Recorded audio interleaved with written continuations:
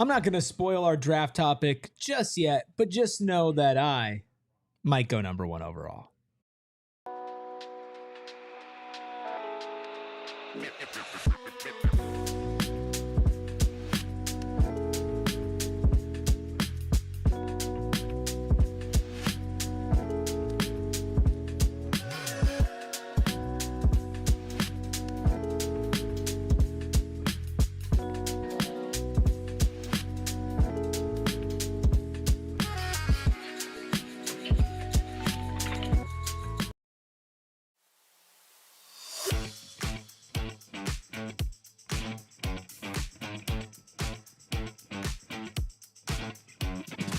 Psychos and sickos unite for another edition of PHNX Suns. As always, I'm Eric, that's Steven, that's Gerald. We have PHNX's Andre Drummond behind the Mac and Noah making the magic happen. But of course, the most important people are all of you joining us live in chat right now on YouTube after the fact. And of course, our wonderful, amazing audio listeners. Leave a like, make sure you subscribe to PHNX, 5-star comments and reviews wherever you listen to your podcast. Thank you all for ending your week on the right note with PHNX Suns before we hit the weekend and then Monday's draft lottery that we will be going live for. But before we get there, we've got today.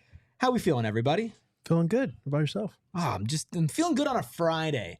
Going to a nice concert later today, courtesy of some good friends of ours. I mean, I paid for it, but I got a great deal on their website. Mm-hmm. I'm feeling good. How are you feeling, Steven? I'm feeling great. Who you going to see? Weekend. Interesting.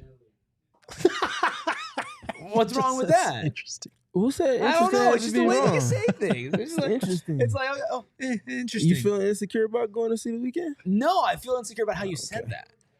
It's like, what do you mean by that? Nothing. It was interesting. It was genuinely interesting. Like, Gerald, if you were telling me, like, oh, yeah, that's what I'm doing this week, I'm like, interesting. Yeah. You'd be like, this is, like, what was wrong with what I was doing, right? I don't know. Nothing you took it that way, too, did you not? I took it away, but at the same time, I am having a mental laugh picturing you being the whitest person at this concert tonight. No way. I doubt that to be the case. Not a chance. I doubt that to be the case. Which is saying a lot. Not a chance. I doubt that to be the case. Listen, whether I'm the whitest at the weekend concert or not, I'm certainly the whitest on the show right now. Anyway, wouldn't be as white if I lived in Miami. How about that for a transition? That's fair. Actually, I don't even know. I do live in Phoenix. Yeah, Phoenix, right? What are you talking about right now? Well, there's beaches there. There's beaches. Like, there's reasons to be outside in the summer. Even more sun here. Here's the thing. The thing about people in Arizona. The thing about us pale people in Arizona, and I will speak for an underrepresented community here. Go ahead. We out to a great start this episode. It's a Friday. I'm on one today. You guys people around the office, I'm on one today. It gets so hot during the summer that if you live in the city, it's like, why would I go outside? Yeah. I'm going to stay outside for as little time as possible, and I'm going to go about my day indoors in the air conditioning. Right. I think if you live in Miami, right? Okay, it's the summer, it's the sun. I'm not saying I'd be, tall, dark, and handsome, but I would be one of those darker. Very impossible. I would be darker. I'd be more tan. I'd be going to the beach. You know who calls himself tall, dark, and handsome? Shane. That's Thank God I've never heard it before, and I hope to God I don't ever hear that. He is tall. That's insane. Jeez, leaving out one of those is kind of brutal. He's in Italy, okay? I can only feel so sorry for him. I don't feel bad for him at all. Yeah, he's all right. I was trying to transition to the Miami Heat before I started talking about how pale I was. Did a cartwheel after you that tripped was over that the was ball. Frank Kaminsky on the fast break, where when he was with the Rockets. Oh no, or was that Sam Decker? Which white player was that? that? We could just go which one of Decker? Here comes Austin Rivers. That was Sam Decker. Still one of my favorites. That was Denzel Valentine for the win. Oh no. No. Speaking of oh no. Now you can't do that. Right. Oh, sorry. That's not even for You're me. Chicago Bulls. It's not even me. It's not even me. You're Chicago There Bulls. are other ties that I would not allow for you to mess up for us. Knock it off. Yeah, knock it off. Could you imagine? Like, that's what PHNX Suns tanks because I start making fun of Michigan State. Ishbia sends some bots. Some Denzel Valentine Go bots. Spartans. Yeah. You know what money can do. Denzel Valentine, low-key underrated player. Maybe the Suns can pick him up this summer. Invite. For the 15th time, the Miami Heat. Yes. Pat Riley might have had his version of a Denzel Valentine shot because, of course, everybody's going to assume Pat Riley, Miami Heat, they're inflappable, right? You can't get to them. You can't get over on them on a deal, but Pat Riley's had an interesting run of it the last couple of years. And to be completely honest with everybody, I was kind of shocked when I heard his exit press conference today when he was asked if he was going to be able to run it back. Do we have his video of that? Okay, let's grab that in a second. But basically saying they're not going to run it back in Miami, and he kind of let that slip. That could be something the Suns could take advantage of. I'd be curious to hear like the context of what was asked and kind of what he envisions in terms of not running it back, because I feel like you look at their roster, obviously getting beat by 55 points the last time we saw them was embarrassing. And we knew post Jimmy Butler trade that they were going to have to figure some things out, make some changes in the summer, because you have Bam Adebayo, you have Tyler Herro, who had a really great season this year. And then you've got this young kid, Kel'El Ware, who's going to be pretty good in the future. But outside of that, like, you kind of have Andrew Wiggins, who has one more year left on his deal. You've got Terry Rozier, who's guaranteed for $24.9 million. So what changes are you going to be able to make? And if you are making changes, is it in a blow it up capacity, which the Heat never do, or is it retooling and trying to put pieces around Bam and Herro to rebuild? Because I think that context really matters if you're the Suns. And we've mentioned the Heat as a team that would probably be interested in Kevin Durant, but maybe doesn't have the best trade package to offer. If they are interested in retooling and trying to, make a run at the playoffs next year, a deeper playoff run, Kevin Durant makes sense. And then maybe a guy like Ware does become available. But I would like to know what the context of his comments were. Yeah, and we'll get those here for you in a second. Steven, if I said the Phoenix Suns were able to take advantage of the Miami Heat's inability to stand pat this summer, what does that look like to you? Looks like a 3-team trade for me. And I would hope that the Suns can loop a team in that has a center that can play in a modern style, whether that be floor spacing or having the skill to handle after they grab rebounds, maybe run a little bit of pick and roll in an inverted fashion, and give them a different type of look that's starting caliber from that position. So Bam Adebayo. Yeah. Perfect. Yeah. Perfect. I like Bam. Is there a world where they would be willing to take on a Bradley Beal? Let's say Miami does what they don't usually do, which is, hey, we're going to maybe eat a year or two, be worse as a team, collect assets, and try to build something bigger going forward. The Jimmy Butler era is over. Our core is not exactly a contending core. Let's try to get a blue chip piece. I'm wondering if then they would be interested in some sort of Bradley Beal trade if it also brought some assets along with it. If that's the case, it would have to be a 3-team deal, because the only assets that the Suns have are picks that aren't very valuable. And to be honest, they should not be attaching Ryan Dunn or Oso Ighodaro to a trade just to unload Beal, unless they were getting contracts in return that could actually help them. Then maybe I might be swayed, but the chances of you being able to check all those boxes in the same trade feel pretty narrow to me. And I still feel like if you're trading Bradley Beal to the Heat or to any other team, even if the Heat are in kind of asset accumulation mode, they're going to want a first from Phoenix. And is it worth it at that point? Right. Well, Gerald, one of the trades that you put together on one of our previous Trade Machine Tuesdays was Bradley Beal and a 2027 first-round pick via Utah, Cleveland, or Minnesota in exchange for Terry Rozier and Duncan Robinson. 2 one-year deals, so you're getting them completely off the books. After a year, you lose a first-round pick. If I remember correctly, we were all pretty out on this deal. I wonder if Miami would go, you know what? We have no value from Duncan. He's going to be gone. He's a high-paying one-year player. Terry Rozier, we have absolutely nothing for. Maybe we'll take a shot on Bradley Beal, and they shop Tyler Herro and say maybe we can get part of Tyler Herro's value from Beal and then get our draft pick return, what kind of haul we can try and get from an all-star caliber guard.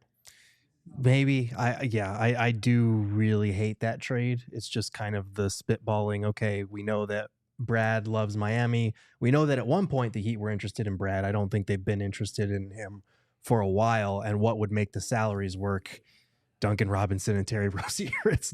It's really not pretty, especially since you have to attach that first round pick. So for me, if my alternatives are waive and stretch him with a buyout or do that, I'm honestly leaning towards the wave and stretch at that point. Yeah, it would be the wave and stretch, in my opinion, on that too. But I'm curious what Miami would actually want to do. If Right. they're looking to make a seismic shift of sorts, there's only two ways to do it. Either you're trading Bam or you're trading Tyler Herro.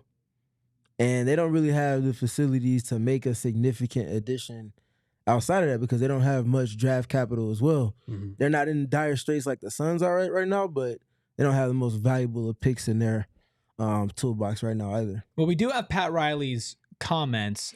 They're a little weird. It goes a little all over the place, but this is what he had to say about running it back next year. Well, I call it ribbit. It's okay. IB, run it back. We're not going to do that. Or we're going to try to stay away from that. I'm sorry, ribbit? That's what I say every night to Chris when we watch that commercial. It is so cute. But anyway, we probably won't run it back, but it doesn't mean that, players aren't just going to show up. I mean, you have to make deals. You have to look at the board. You got to try to do something that's going to benefit with your team and your two key guys, if they're your key guys, and I think they are, plus a lot of other players. So I think we're probably in as good a situation as we could have ever been from a draft pick, young player, favorable contract situation in a long time, and especially at a time in the market that's hard to plan, like you're saying, because things will be spontaneous. But we're going. I'm sorry. Did that man ribbit? Dude, seriously, I had to play that multiple times. I have nothing but respect for Pat Riley and what he's done in basketball. It sounds like he's maybe lost it a little bit. I don't know what he was talking about personally when he was talking about the ribbit thing, because he was answering a question about running it back. He's like, I run it back? No, we're not going to do that. Yeah. And that was his immediate response. And then you saw himself try to censor and walk it back and be like, or maybe we're probably not going to do that. Yeah. It feels like they're not going to stand pat on their path that they've been heading down so far, which is we're going to keep on trying to compete with our current assets, and that's going to end up in the play-in bottom of the playoffs in the East. That was so strange. It was so weird. He ribbited twice. Not once, but twice. I honestly thought for a second it was like an AI, or someone in the chat thought it was a voiceover. I was very confused. What a weird response, A. And B, I genuinely don't know what to take from that. He is under the illusion that they're in a good place in terms of their contracts and pick situation, which neither of those things is true. So after hearing that, I genuinely have no idea what you can expect from the Heat this summer. But to your point, like if Bam is available, I don't think the Suns have the assets to pull off a trade for a Bam, because if you're the Heat, you're not taking KD for Bam. You would be trading for KD to pair the two together. And the Suns don't have the picks to pull off a Bam trade, but maybe trying to get in there as a third team, or maybe trying to work out a deal for some of the auxiliary pieces. I don't know. I feel like the only pieces I'd really be interested in from Miami were Bam, which they can't really trade for, and either Haywood Highsmith or Kel'El Ware. And I think those are the type of guys that no matter what you're doing, you try to hang on to because they're decent players, young players on cost-effective salaries. Yeah, that's another trade that Chris Quinn would want to at least entertain if he comes into the Suns context. And first thing he finds out is that Kevin Durant does not want to be a part of the franchise going forward. Mm-hmm. That's a huge swing. Is it realistic that would be a 1-for-1 swap? I don't think so, because if the Heat are on Kevin Durant's list of teams that he would desire to go to, Bam Adebayo is going to be more of a reason why within that than anybody else that's on their roster. Right. So that just further complicates things. I don't think they will be swapped for each other. And for those reasons, I feel like if that is the team that Durant chooses, it would be a third team or maybe a 4-team trade that's taking place there. Maybe they try to loop in the Boston Celtics to get something off of their potential fire sale. There's options on the table, but I don't think it's just a 1-for-1 team swap. Yeah, I think Miami is just interesting as another moving piece this summer. There's Milwaukee. You're going to try to get in on Miami. If Houston's going to do anything, who else might be able to get into it? The Lakers flamed out early. The Celtics obviously are going to have to sell off some players after their reports of investing a little bit too much money in this core and having to figure out their future? What's Orlando going to do? You're starting to get options, and options help the Suns because the Suns can't just sit back and be the only desperate team, right? The only one trying to make a move. There's another team trying to move a star. There are other teams who flamed out of the playoffs who want to make changes. That can all play into their favor. There's one question in the chat from Wow Factor asking about Tyler Herro in all of this. How would we feel if the Suns somehow walked away with Tyler Herro? It's a weird fit with Book. Confused. Yeah. I think we've ran the course of bringing in another 2-guard and hoping that they could both share kind of combo duties. Not that I don't think that can still work, but I think with the way that the Beal thing worked, like Tyler Herro's contract isn't terrible with the way he played this past season, but it's still not a great asset that the Suns would probably view as something that they want to add to their roster. I think you're looking at like a more traditional point guard, hopefully someone that can defend and is not undersized like this past go round. And you're looking at other areas that you need to address way sooner than the 2 spot. Like the 2 spot is the last spot you should be trading for at this point. Yep. And for that reason, I don't think if that trade was to happen, I don't think he plays for the Suns. I think they go to find another team to loop him into if they can't make it happen outright in a 3 or 14 trade. So I just don't see him being on the court with Devin Booker. Could they make it work? I think so. But what's the ceiling of that? Are you building around Devin Booker the way that you mentioned you desire to by adding Tyler Herro? Unless he's a super max contract 6-man. We got one of those. We're good on $50 million 6-mans. I think we've run their course there as well. If they can somehow walk away with Kel'El Ware in any of this, which I think would be very, very hard. But again, Pat Riley, I don't know what he's thinking. Ribbit. That was riveting. That was riveting. If they could walk away with Kel'El Ware, that would be elite. But that's pipe dreaming over here on PHNX Suns. Yeah, he feels like probably one of the more untouchable players outside of like Bam himself. And even Bam, I would argue, if they are trying to make changes, it probably has to start with, like you said, Steven Bam or Tyler Herro. And one is under contract for Herro just signed an extension this past. I think Bam doesn't have as many years. I think Bam is coming due soon. So if they are looking to blow it up and it is one of those 2 dominoes that they're going to plug down, might be the one that is under less guaranteed contract time that just makes more sense for their books and trying to get a return and establishing a new iteration of their roster going forward. So remains to be seen, but decisions are going to be made clearly stemming from Pat Riley's. So he's still under contract for this upcoming season. Right. And then he's got 2026, 2027, and then a player option 2028, 29. So he's under contract for Bam. Bam for a while. And Herro signed the 5. Herro has 2 years left on his deal. Okay. Yeah. So I got him mixed around there. So maybe it is Herro that they air on. Bam has a $59 million player option in 2028, 29. Good for him. Whew. That's a lot of money. Cap's going straight up. Yeah, Cap is going straight up. Well, I will say, though, it feels, to me, just watching the Heat this past season and even last season at times, it feels like Bam is in a need for a new situation type of space right now. Yeah.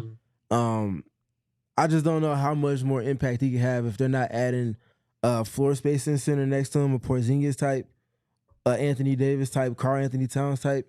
I just don't know how much more they can get out of him offensively if he's not paired next to another skilled type of center. He's been playing center for them for the most part. They've been finally able to put him at the 4 this season with Kel'El Ware's emergence, but there's a shelf life on that because Kel'El is still building up to a certain point. Yeah. We will see, but who will be negotiating with Pat Riley? That's Brian Gregory. And Doug Howler shared a little extra information on who Brian Gregory is as a coach, as a person, and we're going to get into all of that right after our first break. Super excited for later this month. I'm going to be taking a stay at Gila River Resorts and Casinos. Personally, I'm a Wild Horse Pass guy myself, but there are plenty of options across the great state of Arizona for you to do so many different fun things, whether that's going to their state-of-the-art gaming floor for a night out on the town, going to the sports book, going to any of the restaurants from upscale to approachable, or maybe you can just go ahead and hang out go and take a vacation or a staycation over the weekend. Get away from friends and family, go away with friends and family. It's all an option at Gila River Resorts and Casinos. Plus, always keep your eyes out at gophnx.com/events as we do plenty of events with Gila because it's just such a great time, including all of our watch parties for the Suns when they are still in season. The only rule is you do you at Gila River Resorts and Casinos. Visit playatgila.com for more details. And if you're trying to put a little money down on the NBA playoffs, MLB tonight, Dodgers, Diamondbacks, Sean says he's going to say the Diamondbacks will win tonight. He's going to decide it. And since Sean has decided, use Bet365 and you can get a money line bet on the Diamondbacks. Plus, if you're betting NBA, you can get an early payout offer. NHL also offers an early payout offer and so much more only on Bet365, including new customers now getting $150 in bonus bets when you bet $5, win or lose. Sign up, use code PHNX365, deposit 10, place a bet for 5, and get $150 back in bonus bets if your bet wins or loses. Bonus bets can be used on spreads, totals, player props, futures, and more. Whatever the moment, it's never ordinary at Bet365. You must be 21 plus and physically located in Arizona. If you or someone you know has a gambling problem and wants help, call 1-800-NEXT-STEP, text NEXT STEP to 53342, or visit problemgambling.az.gov. Lenny in the chat saying, finally the weekend. We up. Thanks for being here, Lenny, starting your weekend off the right way. Also, Oren, Boom Shakalaka, Farron, Sean, Buddha, so many of our great close personal friends in the chat. Hit that like button, hit that subscribe button. Gerald, we have learned more about the most mysterious man in the Phoenix Suns organization, their general manager. We have, and it's all thanks to Doug Holler over at The Athletic. He does some really great work. If you don't follow him, one of the more underrated Suns writers in this space. He doesn't always get to do Suns because he's covering ASU and a lot of other things, but he did a great job of writing an article over at The Athletic on, you know, talking to former players and coaches of Brian Gregory's to kind of get the scoop of him. And we have a couple of quotes here. We're going to start with this one. This was from Doug Holler, who said, "Those who have worked with him describe him as hardworking, organized, grinding, meticulous, incredibly hardworking, dedicated, passionate, authentic, and thorough. One assistant even had a nickname for him, the Fixer, because Gregory knew how to rebuild bottomed out programs." So I know that we have our trepidation about Brian Gregory because of the lack of experience, because he's had 1 or 2 years, depending on how you view his first year as a consultant on the job, of experience as an executive in this league, which is not encouraging. You know, he said he got a master's class in all the different things that he did over the last 2 years in how to be a front office exec at the NBA level. I'm sure a lot of people are going to roll their eyes at that and be very skeptical of that. And I think that's fair until he starts making moves. Again, you have to take this with a grain of salt as well, because all of these people that are being talked to are people that are close to him, that have worked with him, that are friendly with him.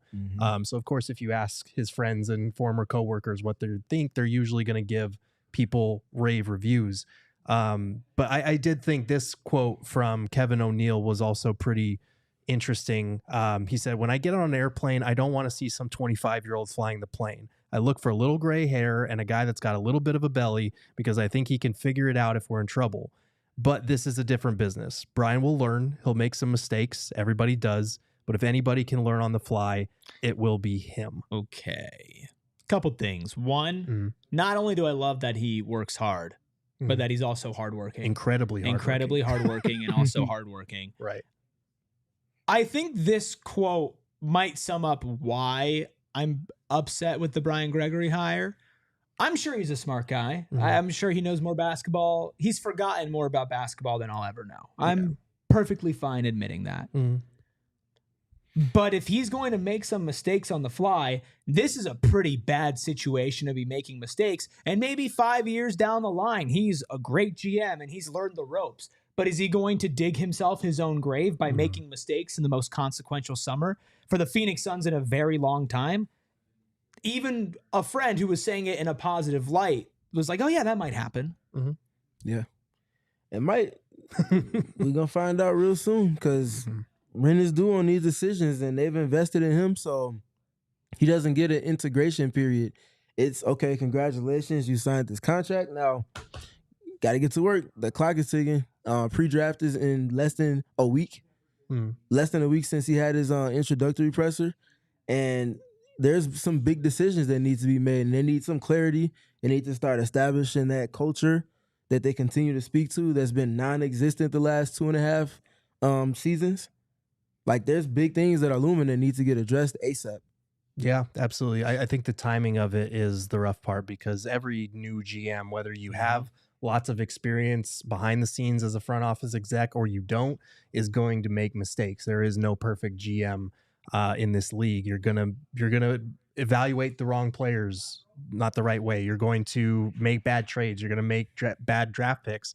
But to your guys' point, this summer is not the time for somebody to be learning on the fly. I think a lot of the quotes from this article are speaking to the fact that, yeah, he doesn't have front office experience. He's been around basketball. He's one of the more organized and hardworking people that a lot of his coworkers have seen. But there's a level of know-how that comes with a position like GM that you just can't get unless you are working in that capacity for multiple years, especially at the NBA level. So yes, it's encouraging that people keep describing him as attention to detail oriented and so organized and has everybody aligned, for lack of a better term. Yeah. Like that was something that all of his people were talking about. But at the same time, like, is he going to be able to evaluate good players? Is he going to be able to make the right trades? That's what I care the most about. So this only goes so far to make me feel better about the hire. But I do appreciate the fact that a lot of these people were saying it was only a matter of time before this guy made this type of crossover to the NBA, to front office type roles. I think it just probably happened a lot quicker than anyone was expecting. It's a lot of pressure on him. Yeah. And I'm honest. I said this after his press conference. I don't think he's being put in the greatest position to do his best, simply because, yeah, the cards are not only, stacked against him. Right. But he is going to have to make some mistakes. We all do in new roles or in new things in life. When you're driving for the first time, you probably made a lot more mistakes, but you figured it out. Yeah. Some people more so than others, and some people have never figured it out. I'll say, for one, pressure always reveals a lot. It either breaks pipes or makes diamonds. We're going to find out which one he is really soon. The other big thing for me is, if you know that you're going to be going a different direction as far as who your general manager is, hopefully that's something that you decided on not at the last minute. And I say that because if he's going to be included in the options that you're looking at going forward, and you see that you want to make this change months, if not a season in advance, knowing that James Jones' contract was going to be up and a decision was going to have to be made one way or another, if he's being an option for you, he should be learning from that person in that position the entire season, instead of being thrown completely into the fire and being expected to do something that's borderline unprecedented. You know what they're probably having him learn from? What? Josh Bartlestein. I don't know about that. I wonder how involved James Jones is going to be. James Jones or Josh Bartlestein? James Jones, because you talk about there's somebody in that position who's there and who he can learn from. I wonder how the senior advisor is going to be, and how much they're going to value his opinion if they did just hire somebody to replace him. So I'm curious how involved James Jones is. I'm curious Taliaferro, his assistant GM, who's had a lot more experience in the front office. Are they going to be taking on more of like a hey, I'm executing your ideas, I'm aligned with your ideas, but I'm kind of the one navigating this front office space. Well, you're more of like a managerial boss instead of like a directive boss, and making sure we're all on the same page.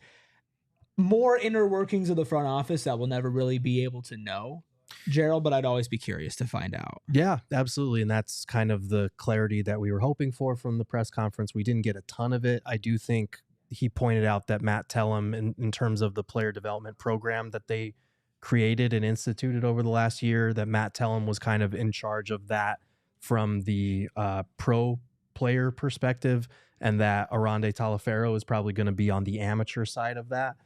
So I'm not sure if that means G League, if that means incoming rookies, what specifically that refers to. But it sounds like those two assistant GMs are going to divvy that up. But to your point about like James Jones, Josh Bartlestein, We really don't know based on what I've heard, and I've reported this before. Josh Bartle's team will be more on the business side. He'll have input, but it won't be as central as it was when it was kind of James Jones and Matt Ishbia and Josh Bartle's team brain trust. And James Jones, if they're moving him into a senior advisor role, I can't imagine he's going to have a ton of input. Right. But he'll still be involved. So I genuinely don't know what those roles are going to look like. I know what I don't want, which is what Boom Shakalaka has to say. Bring back Monty, Vogel, and Bud. They can all be coaches. Make it like a reality show. Oh, God. See who survives to the end of the season. Ooh. Who gets voted out first? Which coach gets voted out first by this roster? Bud. Monty, Vogel, or Bud? It's definitely Bud. Okay, Monty or Vogel? Monty Vogel. withstands. Yeah, Monty stays the whole time. Well done, better than well said. Don't you agree, Noah? No, How do you feel about Monty Williams? not good. How do you feel about the take that Monty Williams deserves to be in the Phoenix Suns Ring of Honor? I think that Monty Williams is fine where he is right now. He definitely does. But we'll talk about that another day. All Do right. you think that Bucks fans look at Mike Budenholzer the way that we look at Monty? Probably. I don't know. He won, so they probably Right. have him in much higher of a regard. Like with Bud, we are the Pistons to Monty, basically. They also haven't done anything since Bud left. They haven't. For what it's worth. They did win a title with the Bud. missing piece to the Milwaukee Bucks. It's brutal. Fire Doc, bring back Bud. That'll make Giannis happy. Mm-hmm. There you go. Well, what would make Giannis happy? What would make the Phoenix Suns happy? What kind of head coach is best for players? Some interesting insight that Steven was able to find from some former players. We're going to take you through those, and we'll end the week with a fun snake draft, and we'll do all of that right after our final break. I love where I live now for a lot of different reasons, but I moved and I was worried for about half a second because I was right next to a Circle K where I moved from. And the new place I moved to just happens to be literally closer to a Circle K than the last. And it's on my route that I run. So I stop in, I get a nice deal on my favorite unbranded, unsponsored sports electrolyte drink. Nice. Get to replenish and save money so that I don't have to replenish my wallet. But I don't just save on the inside of the Circle K building, I save on the outside of the gas pumps as well, because I've been a member of the Inner Circle for as long as I can remember, because it was so easy to download and to get started. All I had to do was download the Circle K app, put in my phone number, put in my email. That's it. And then I was saving 25 cents off per gallon on my first 5 fill-ups, 3 cents off per gallon every day after that, all the way up to 5 cents off per gallon once you're part of the Inner Circle for long enough. So you join the Inner Circle for free by downloading the Circle K app today. Terms and conditions apply at participating locations. Visit CircleK.com for more details. And if you're moving into a new place and you're trying to renovate, always look down. A lot of people like to look up and look at the walls and the furniture, and that's all important. But what about the base, the foundation? Is it aligned with the rest of your house? Are you on the same page? Is your floor's identity exactly what you want it to be? If not, Empire Today is the perfect place for you. We've all been to those big box stores, not just for flooring, but for anything. It's like a big maze. It gets so confusing and you're left all on your own. Empire Today is the exact opposite. You're not going to get overwhelmed. You have flooring experts helping you out. In-home estimates and next day installation. Clear upfront, all-inclusive pricing. Plus, how about $350 off? That sounds nice as well. Schedule a free in-home estimate today because some things are just better at home. PHNX listeners can receive a $350 off discount when using promo code PHNX. That's right, $350 off with code PHNX. Restrictions apply. Go to empiretoday.com/PHNX for full details. What's up, Octavius, Sean, Boom Shakalaka, Buddha, Leo, Oren, RTC, Ted Offensive, whole gang hanging out here on a Friday afternoon. Hit that like button. Like goal, as always, is 125. So we've talked about another team's president of basketball operations. We've talked about the Phoenix Suns general manager. Now it's time to chat about head coaches and culture and whatnot. Steven, you found an interesting discussion from 2 former players on this topic. Yeah, anytime Dwyane Wade is talking basketball, whether it's as an analyst, whether it's on his podcast, whether it's on Twitter, I'd advise to just listen because that is a very informed, very experienced, and all-time great and a winner. So if he's speaking to a head coaching process, if he's speaking to not just building, but sustaining and establishing a culture and the steps that need to be taken in that, I'm all ears for it anytime. That's an all-time great leader there. And one of the first things that he spoke to on his podcast, which caught my interest, was that specific topic of culture in particular. So just take a listen to what he had to say here. We talk about culture all the time, right? And, people, it's funny to me that people like to talk about and laugh at it, like, oh, on culture, when that's what everybody is striving for. We all are striving for culture in our home, in our household, everywhere in your place life. of work. We all striving for a certain level of culture. We got people crying about, culture, what the culture is going on around, around the different places. And but so the 3 places how do you get culture? How do you get culture? If you get a coach there for a year, for 2 years, you don't have time to build culture. You always bringing coaches in and out. So you ain't got time to build culture. Right. At all. That's why the 3 places you name all have culture. Yes, exactly. It all has accountability. Yeah. There. So I think we need to get better people in these positions of power, in my opinion. Yeah, because bring people that's been there. These former players, these are brilliant minds. These dudes know it all. We've been playing hoop since we've been 8 years old, played at the highest level. We need more basketball people in basketball. So Dorrell Wright, who is the former player that D Wade is speaking to, one of his former teammates, before this clip started, he mentioned obviously Miami, San Antonio, and Golden State as the 3 culture teams that have been around with that level and sustaining there since he's pretty much been in the league. Could have thrown Boston in there, but they did have a little low point, so he didn't include them. But I'm curious, what were you all's thoughts about what they spoke to about establishing culture? Did Monty Williams' name come up in that just because of what he was able to establish with the Suns, and just your general thoughts from there? Yeah, I think, the obvious point that he hit on was that it's hard to establish a culture if you're changing your coaches every 1 to 2 years, which is exactly what the Suns have been doing. And like Monty did establish a culture here. I don't think culture gets credit unless you are putting W's on the board. Like that is the biggest indicator of culture, because if Greg Popovich, the first couple of years of his career had been a 500 team instead of a championship winning and championship contending roster, Greg Popovich isn't there. He probably gets fired 2, 3, 4 years into it. So the most important thing is obviously W's. And with Vogel, we didn't get enough of those, especially in the playoffs, didn't get any of those in the playoffs. And with Bud, we didn't get even to the playoffs. We didn't get nearly enough. So you have to win, you have to be successful, but you also have to hire the right people to give yourself a chance to implement that culture. And the Suns have failed in that regard. They let go of the guy who had put in a culture here because it was new ownership, because they got beat again by like 30 on their home court in a elimination playoff game. So I get why he was let go. But at the same time, I said it at the time, if you were letting go of Monty Williams, you better get this next hire right, because you cannot afford to hire the wrong person. They hired the wrong person, and then they did it again, and now we're in a situation where once again, for the 3rd straight year, we're saying you cannot afford to get this wrong, because if you cannot find some stability at this head coaching position, you're never going to be able to implement any type of culture. That's why it's tough, because also with Monty, yes, the culture that was installed there was great. I have a lot of respect for what he did here. But by the end of his tenure, there were players that were having beef with him. Of course, the whole Jay Crowder thing. And so that culture even started to turn a little bit. There's good culture and then there's great culture. And I think great culture supersedes just the W's. When you talk about the Spurs or the Warriors, and you throw the Celtics in there too, there are these low points, right? But putting the Celtics aside, Miami, San Antonio, Golden State, are those not the 3 longest tenured head coaches, of course, pre-Popovich retiring in the league? The Spurs have been tanking and have had low moments. Of course, they had a very long stretch of high moments before that. The Miami Heat have never full out tanked, but we've seen them make the play-in and then turn something into that.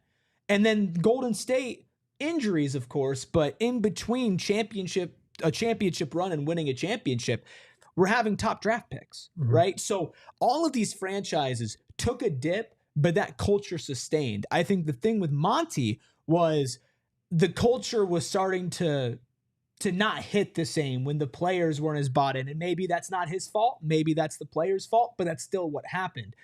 So I felt like it was right to move on, but you're right, Gerald, you have to hire the right guy. And that's why the Suns have been put in such a bad situation themselves. Because everybody knows you can't build a culture through 1 year. But, Steven, you also can't build a culture by keeping the wrong guy for longer than you should. No, you can't. And that's a perfect segue into one of the next topics that they spoke to on this podcast, speaking to coaches that are previously removed from either a championship or winning coach of the year, and how that does not have the staying power that it once did last decade. If you get coach of the year or if you win a championship, your job is not safe. Right. How is that a thing? If y'all win coach of the year, or if I take my team to the playoffs over and over and over, why is my job not safe? Because you know what everybody's not doing in the NBA? Owners, y'all are not winning championships. This doesn't just happen because you got money and you want to win a championship. Right. You have to have patience. You have to build. You have to build culture. You have to fight. You have to build through community. You have to, it takes. You got to time. develop. You got to develop, and it's not just developing players. You got to develop your entire staff. Right. Everybody has to have a championship mindset. And the championship mindset is the ability to be able to sacrifice. Yep. It's a lot of words that come to that. It's the ability to be able to understand accountability.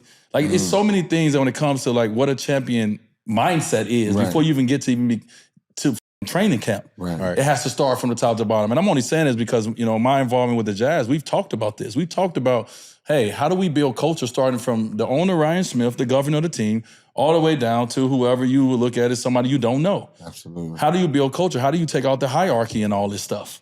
Where everyone's so afraid of their jobs. Yeah. Afraid of losing their jobs in the NBA, right? Everybody walking on eggshells. Everyone's walking on eggshells. Can't nobody do their job. But then that limits, you cannot do your job walking on eggshells. And that's what the hierarchy is. Yeah. And that's what we have in our league. Yeah, that's probably the biggest thing right there. If you claim to have a culture, but people in that culture are walking on eggshells, or they're not sure what the job is that they need to be doing, or if there's just not a confidence that's shared across multiple people, then you don't have a culture. And needless to say, the Suns have not had it. I don't think any of the two coaches that they've hired since Monty have looked to establish that either. And that's why I've mentioned I feel like that needs to be held as much as anything that's not X's and O's. Someone that can bring and establish a new culture.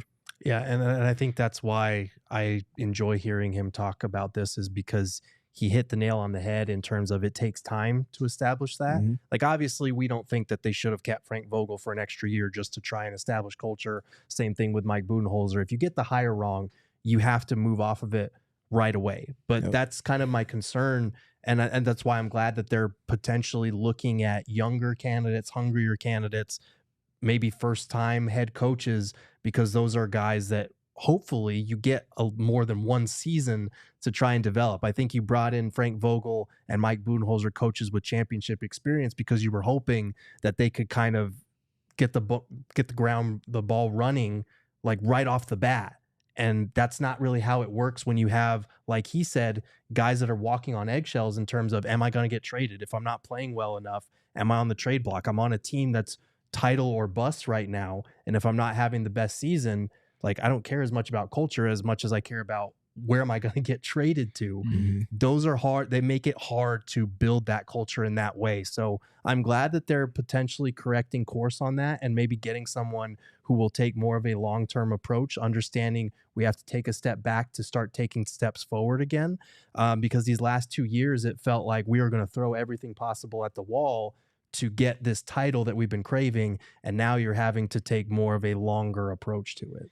To Wade and Dorrell Wright's point about your job's not safe, you need time to cultivate your coaches and your staff, that is true, and that's in one bucket. And then in another bucket is the fact that the NBA today is evolving at an extremely rapid pace. Mm-hmm. And if you refuse to evolve from maybe the style of coaching or the style of basketball that won you a championship, that got you a coach of the year, into a modern NBA, your fall off is going to be extremely fast, and there's no patience for that anymore. Like you said, Gerald, everybody just wants the W's. So while I agree, it's crazy that you look at a line of, hey, I won coach of the year and I got fired. Hey, I won a championship and I got fired. And on paper, it's like, that's crazy. Mm-hmm. But you look at those coaches and afterwards, has the league passed you by?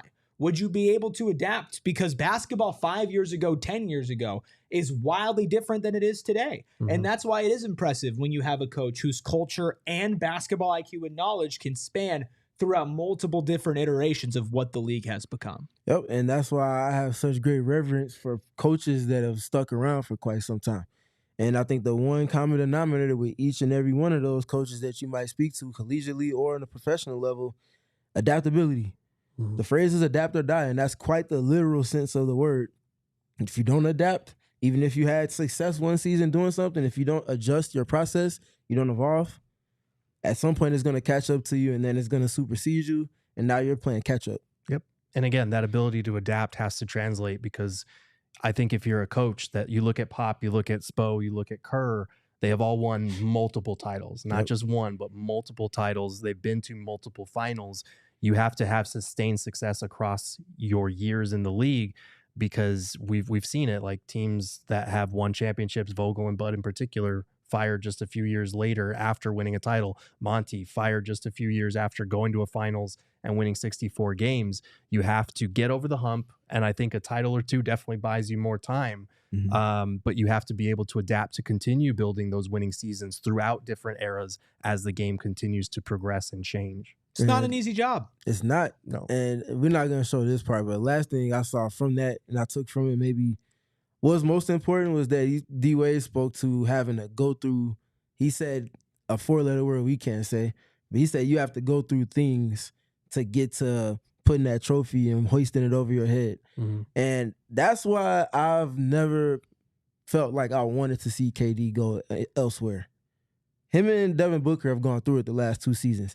You can say it was a bad roll of the dice from the front office. Either way you want to slice it up, they have not gotten the head coaching spot right. Can't win if you don't have the right type of head coach for your group of players. Devin Booker and Kevin Durant have seen individual success together. They've seen success on a playoff level together. If they can have one last maybe hoorah, last go at it, they get the head coaching job right, I still think the sky's the limit for this duo, and if they build around them on top of that, now you have something that most teams don't have at the top of your roster. Well, that's the catch-22. Yep. And we heard Brian Gregory say, I agree with Matt Ishbia, we have a very talented roster. We don't have a roster that represents with the amount of wins that we walked away with. And we sat here through the season. I know so many of you tuned into every single game and every single pregame, postgame live show. I know we said it a million times. Why does it seem so much more difficult than it actually should be? There's a recipe. There's a formula here. And it's not one that is rocket science in NBA terms. We even saw Monty Williams figure it out in that series where Devin Booker and Kevin Durant were playing on fire, and they just had everybody else figure it out around them. So you're right. There's a path, but are you also talking yourself into a coach making a 15, 20 game difference, if that's what your expectations are going to be? That's also tough to sell yourself on. I'll say real quick on that too. You get the inconsistency in roster building because there is no culture in the front office. If you have a culture in your front office that everything is deriving from as far as decision making, there's going to be alignment there and things are going to click in some capacity. Right. And there needs to be stability year in and year out, because so far, like we've been saying, with KD being his age, with the contracts being structured the way they are, the new second tax apron, it has been all in or nothing basically for the last 2 years. Now you're in a position where, again, you have to take that step back. And Matt Ishbia said it himself at exit interviews, like, patience is not one of my strong suits. Now more than ever, it has to be. The last 2 years, I get it, because you went all in, you pushed your chips all in, you had to make it work, or you found yourself in this situation. Well, now we're in this situation. Patience has to be more of a focus moving forward, because it cannot be, well, this didn't work this season, so we got to immediately change it. And I know that is tough as a new owner, as someone coming in that's trying to do right by the fans and trying to prove the fans wrong now, that he's not, this impetuous owner who's just going to change everything constantly. But that's going to be the biggest impulse that he is going to have to deal with as owner, that his GM is going to have to deal with, is it takes time to establish these things. And some first-year head coach is not going to come in here and lead you to 60 wins with a roster that's probably going to be worse than last year's. And that's the challenge for Mr. Ishbia right there. To get something you've never had, never been close to, got to do something you've never done before. Switch it up. It's Brian Gregory. It's on you, man. It's all on you. Get us a line. The fixer. I had breakfast with a group of friends today, and it took half of a second for them to make an alignment joke. Oh, man. I was like, oh, how's it going? They live up in Seattle. They're like, oh, just trying to stay aligned in Seattle. Like, oh, I was wondering you going to pick that up. And I'm like, you don't understand. That word is my life. It's now. not funny. It's not funny, okay? Yeah. This is real life. Any other final thoughts on what Wade and Dorrell Wright had to say about culture and coaches and everything? No, great discussion, though. I think we're all aligned. When people that have won championships are talking basketball, please listen to them. Yeah. Like, I'm begging you, strip the ego down, strip your pride down, throw it out the window. Just listen. I promise you are going to learn something if you actually want to. If you got too much pride to listen to Dwyane Wade, you're a moron. I'll just say that. Like, I mean, we heard people all season saying that KD wasn't really talking right, and I'm like, right again. What? So yeah, when people that are all-time greats at their job, please listen to them. I beg you. Yep. So you're telling Bradley Beal that he needs to listen to championship-winning head coach Mike Budenholzer when he tells him to be Drew Holiday? I mean, Sit he down has and something. listen. He has something that Bradley Beal does not have. He has something Bill's never got close to getting as well. Who's closer to being So, a Hall of Famer? I'm just saying, like, obviously, it's not apples to apples on that because you can't ask him to do something that he's never done. But at the same time, at least have an open ear to things. Imagine going to Bud being like, "I need you to be Spo. I need you to be That's more the like Eric last person you Spoelstra." want to say that to Bud. That's tough. Shout out Paisley, etc. for the $5 super chat saying hi. Hi, Paisley. Hey. Thanks for hanging out with us on a Friday. Yeah. Hey, Paisley, we have a special treat just for you. It's time for a snake draft. That's right. Steven, you came up with today's snake draft idea. I did. Just in playing basketball and watching people get confused on the court, as a right-hand dominant society, when you go up against someone that's left-handed, everything is reversed. And if you're not mentally sharp in those moments, you can get caught off guard, almost embarrassed at times. Yeah. And there are some great left-hand players that have graced the hardwood in the NBA.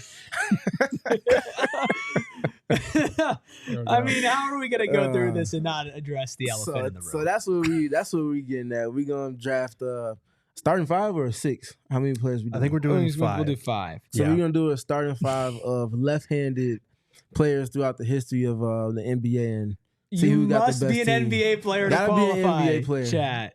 So I do not qualify. Okay. That's By tough. the way, so rude for somebody saying, put that ugly picture of Eric back up. Excuse me? Excuse me. Anyway. Hello, that's also crazy. You're about to see Hello's comment. That's nuts. So, ironically, you can take the comments away now. Oh, no. Ironically, I did win the last draft, not to brag. Right. And so I have the first pick in the all left-handed draft. Then it goes Gerald, and then it goes Steve. Or did you take the third pick, Gerald? I took the second. You took the second pick. All right. So we are going to hide the chat, Noah, so I can stop seeing all of the left-handed jokes from everybody. Yeah, keep them piling in, everybody. You can just hear them in your head. It's fine. With the number 1 pick, in the PHNX Suns all-time lefty draft, give me somebody who can't even fit the number of rings he has on his left hand. Give me Bill Russell. Yep. This was an easy pick for me. Yeah, that was the clear number 1 overall pick. Winningest player in terms of titles in NBA history. Even that's an understatement. Yeah. And a good coach. Yeah. Good. And a phenomenal human being on top of that. Like, more just than anything. one of the all-time ambassadors for the league in every sense possible. So yeah, that makes sense. All right, Gerald, you're up. Number 2. I'm pigeonholed into this because I know people are going to look at this graphic and they're going to see this name and they're going to have a visceral reaction to it because that's the reputation that he's built for himself. But like, James Harden as the number 2 pick is the no-brainer here. And I love James. And it sucks, man, because not just as an ASU fan, but as someone who has watched him from OKC all the way through, like, he is a phenomenal player. He had a peak that was probably individually higher than like Kobe Bryant. Like, just an absolutely unreal offense unto himself. But my God, the playoff track record is so bad, and it hurts me so much because a player that good should not have that many failings in the playoffs. And this is from a guy who has a Game 7 series winning block on his resume. Yeah. But nobody remembers that because of all the playoff failures. So he's my pick. He's my pick at number 2, one of the greatest lefties ever. It just sucks that he has this reputation attached to him, and deservedly so. Did you know that besides Wilt Chamberlain, he has the highest total points allotted in a game between points and assists? Yeah, so responsible for the second most points in a single game in NBA history. First ballot Hall of Famer for sure. Walking in backwards, but that playoff, stepping back into. Yeah, that's tough. So we got. I will say, though, Harden's resume would look a little different if that aberration of 20-something missed threes in a Game 7. Oh, man. And the way that game was officiated even more so. Yeah. And Chris Paul getting hurt. Like, they go to the finals if Chris doesn't get hurt, they're in the finals. And they probably beat that Cavaliers team, even as great as LeBron was. That changes his entire trajectory as a player. It does. Even just one. People will forget about. No, I'm getting sad. And that would have been beating arguably the greatest. Yes. A collection of talent, greatest team ever assembled. Yep. Like they were up 3-2, and then it just went downhill from there. Yep. From one lefty to another, not you. Because I have back-to-back picks, I can have a little fun with this one. Okay. Let's, for the sake of context, Manu Ginobili. Yeah. Okay. You can start with the block on James Harden. Damn. In 2017, I think 16 or 17 playoffs. What more can you say about him? Just a revolutionary player, IQ cerebral, saw the game 10 times faster than most players do. Was with the perfect system to push him to play the ways that he wanted to. Has a literal move named after him, not literally, but he made the name famous. Everyone thought it was a travel, and now everybody's doing it. What is it called? The Manu step? Yes. No different than James Harden's step back is the effectiveness and usage from more players since he started and has exited the league, the Euro step with Manu. Just also limitless. pulled off bald and long hair. Yes. Which is just I don't know if he pulled it off. He did it. He did pulled both it off. things. He pulled it off. The long He hair has I'll give aura, you. Gerald. But bald Manu did have aura for sure. I will say, though, especially in Tony Parker's early years where he had his struggles integrating into the league and Pop was having his grapples with playing him and sitting him, Manu was like, all right, I got you. Yeah. I'll play point guard, no problem. Need me to guard LeBron on the switch? I can do that, no problem. I'm like 6 inches and probably 50 to 60 pounds. LeBron. But I'm just going to get it done. I'm going to go at it with Dwyane Wade. I'm going to make him work on defense. And then when I got the ball on offense, I'm going to make him work too. So Manu was just an all-time great. They don't have the Spurs franchise allure and reverence without Manu. Yeah. Agreed. Best 6 man of all time. There you go. As well. Well, who's your second man? Talk about that part. Number 2, we're going to keep it with the Spurs. Okay. The Admiral. Yeah. I was like, Robinson. can I get him on the back end? You weren't. I would have went with him first if I was his second. But the fact that I had the back-to-back play the context into the Admiral. Tim Duncan is not who he is without the mentorship and the literal on-court presence of David Robinson. I don't think Greg Popovich is the coach that he is without having David Robinson as well. No, the Big Three era gets most of the attention, but what preceded it set that tone for what they picked up off of. Yeah, I absolutely. Oh man. All right. Well, I was praying that David Robinson would make it one more pick, but not sorry. Stephen wisely scooped him up there. Before you give your pick, Sure. if you are watching on TV, might I remind you, wonderful people, that the party always continues over at gophnx.com. So I'm at a difficult point here because there are all-time greats that need to be picked, but I'm also not at the point with like second round feels early in terms of players that people would know. So I'm gonna go with a more modern player. I'm gonna take Jalen Brunson here. Ooh. I made Noah throw Great up in his timing. mouth a little bit. Great timing. I don't think he would have been there. Well, I guess I'm the second pick, so it would have come back to me pretty quick. But What he's doing right now, especially if they pull off this upset of the Celtics, this would be one of the biggest, in my eyes, one of the biggest upsets in NBA playoff history in terms of like the defending champs, a team that I expected to either sweep or gentleman sweep, and what Jalen Brunson is doing as the clutch player of the NBA is absurd. He's had a phenomenal career basically since he started throwing daggers at the Suns back in 2022. I agree. Tough. There's a lot of different ways that I can go with this. There are. I have a personal favorite, a Suns favorite that I don't want to let slide because I think that Gerald would. I think You're that's gonna the name. overreach, huh? Well, I think that was the name that you were maybe thinking about. He's on my Maybe. big board, but I want him. I want him bad. you do what you I want. just- You already have Bill Russell, so you're off to a yeah. great You do start. you. Word to I know, you. but then I feel like people are going to see like A these two casino. names back to back. They're going to get mad at me. So They balance out. I'm wondering, am I allowed to draft Larry Bird? No, you are If not. that's Come the case, on. then Russell Westbrook and LeBron are on this list. Like, no. You are not. No. I'm gonna go so ahead and say lame. that because he played one game So You left-handed. think you about to get lame. Larry Bird in the second round? So Are you lame. crazy? Yeah, I kind Oh, of boy, did. You know what? I don't know kinda why did asked think. that. Yeah. I kind of Yeah. did think I could get him. Yeah. All No. right. Absolutely not. The answer is no. So you're gonna have to try harder than that. Mm-hmm. Almost had it. I want a Larry Bird. Okay. It's tough. Give me another white Celtic. Give me maybe the most forgotten MVP of all time. Mhm. Give me Dave Cowens. Yeah, it's a good pick. He was the one that I was considering with my next pick, just Yeah. because he has won so many titles. He's been an MVP caliber player. But for some reason kind of lost to history. I think the Boston thing probably didn't help. If you're in Boston, definitely not. But rest of the league, not so much. Up next, go ahead. You got something, Noah? Old.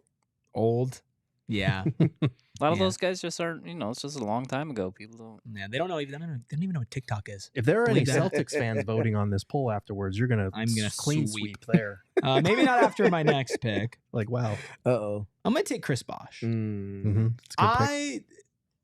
I was always a fan of Chris Bosh, and then it was a shame, obviously, the health stuff that he went through after LeBron left Miami, and he was just hooping. He was playing so well. He was so dominant, and I was just such a fan of his game aesthetically, and I am honored to have Chris Bosh on my team. Okay. D-Wade just got done talking about sacrifice. Yeah. That is he embodies that more than anybody in a big three construct. Yeah. Let's see. I was hoping Bosch would fall to this point, so to get you back. No, don't do it, Gerald. No, I'm kidding. Oh, that actually would hurt. That's the next round. Yeah, you have two chances to do it. I do. Don't do it. Oh man, Don't do it. do it. I'm gonna go with. Man, he's an older player, but we can't let Nate Archibald continue to slide. Nate Archibald has to be in there. So all the lefties were just old guys, huh? Oh, there's another name I should have taken.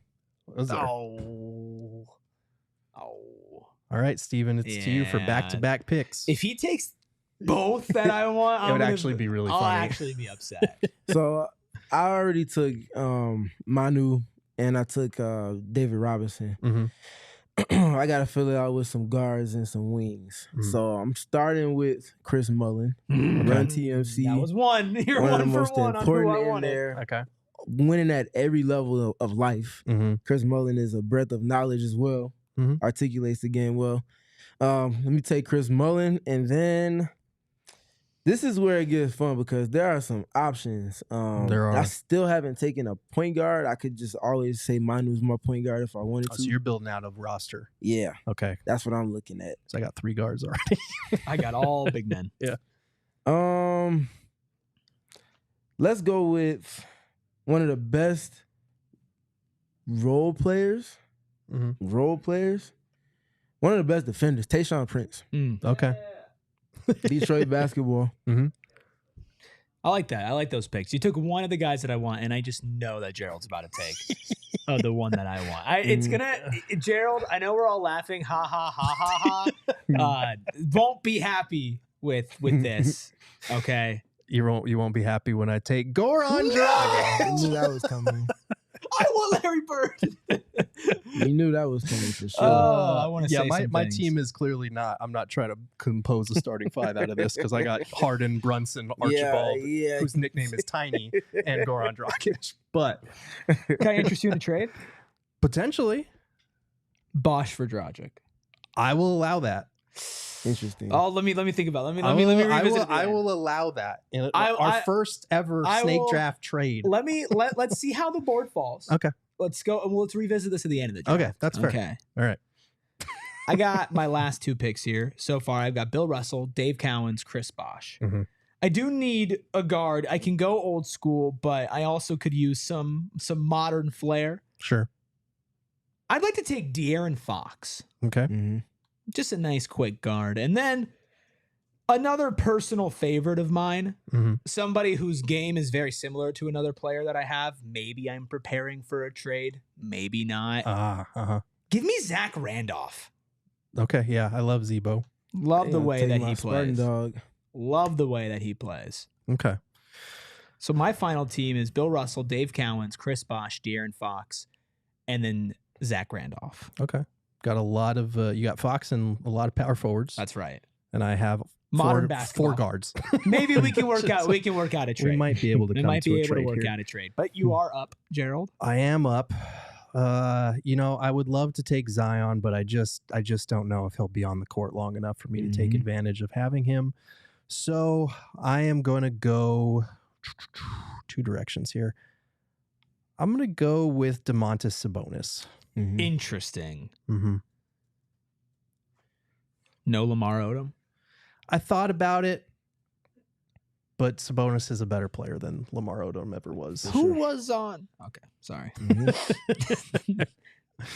My last pick, I'm going international. Give me Tony Kukoc.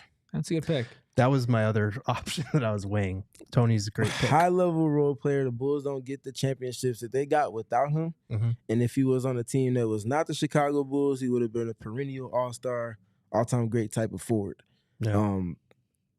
I like having a spacer at the 4 next to David Robinson. So, Noah, you got the rosters locked up? You can see what we're talking about. Have you drafted all 5? I have drafted all 5. Okay. So pre-trade, if there is one. Right. We can look at Stevens first since he just drafted. So at the 1, I got Manu Ginobili.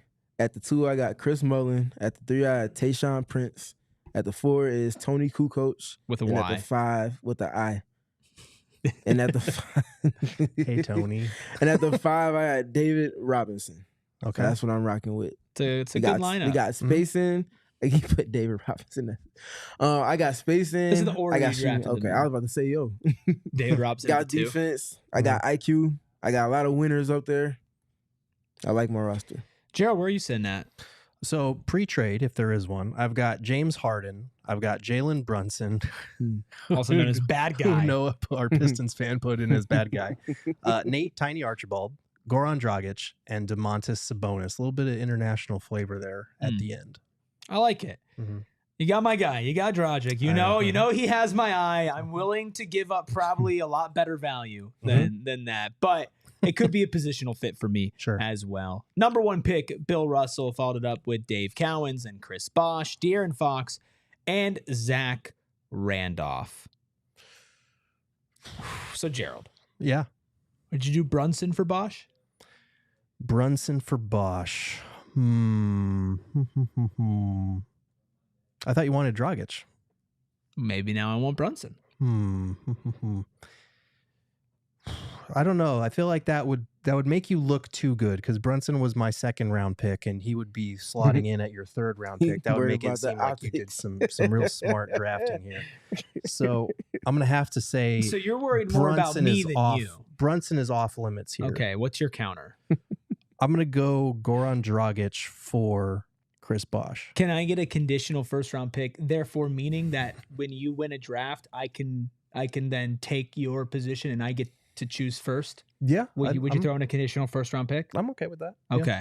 I will do Chris because I think you're getting good value. Yeah. I might be handing you the win. I am giving you a fan favorite though. You are, and a personal favorite as well. Some would say you're a good guy, but Sure. I get a 1st round pick, meaning that if you win a draft, then I can take that from Okay. you. Do I get a conditional 15-second rant about how Nate Archibald is actually underrated? Because Sure. I feel like that's Yeah, go important ahead. for my board. He's probably the one that's going to weigh me down the most here, but just listen to this. NBA champion, 6-time All-Star, an All-Star game MVP, 3-time All-NBA first team, 2-time All-NBA second team. He was a scoring champion and an assist champion, and that happened in the same year that Nate Archibald did this. And he has a great nickname, Tiny. So when you're voting on this, remember Nate Archibald, underrated. Goran Dragic clears. Undrafted names: Gail Goodrich, Phoenix Suns player, Paul Westphal, as well. Bob Lanier. Bob Lanier. What it says on the line, he was. I guess he's not left-handed. Artis Gilmore, lefty. Mike Conley, DeAndre Jordan, Julius Randle, Lenny Wilkins, Billy Cunningham, Willis Reed, Lamar Odom, who was on. Larry Bird also listed on here. Did we say Zion? We said Zion. Yep. Zion, David Lee, Lee, Josh Smith, Derek Fisher, Damon Stoudemire, Isaiah Thomas, Isaiah Thomas, yeah. Ben Simmons. Ben Simmons. Ben Simmons on the NBA's all-time lefties is 15. That's crazy. Nuts. Dick Barnett, Katino Mobley, Derek Coleman, there's a lot of good Michael lefties out Redd. here. Michael Redd. Mark Eaton. Who could forget? Do we say IT? Yeah. Okay. Well, who do you think that we missed? Michael Redd in there as well. Campaign. I mean, campaign for sure. Maybe Mason Plumlee at the free throw line. Yeah, Sean. Michael Redd was a bucket. Well, Absolute bucket. we can keep talking Michael Redd, or we can get into our weekend. Let's get into our weekend. Thank you all so much for hanging out with us all week. Shout out our own Andre Drummond behind the Mac. He ain't breaking those free throws in this one, though. He's not going to march down. But he is on the boards. Thank you to Noah. Of course, you can follow us at PHNX_Suns. You can follow Steven at StevenPG3. Don't call him Steve. You can follow Gerald at Gerald Bourget. You can follow me at ERIKRUBY. The snub of the draft, really, though, was me. All I got to do, make it to the NBA. We all silly like the mayor.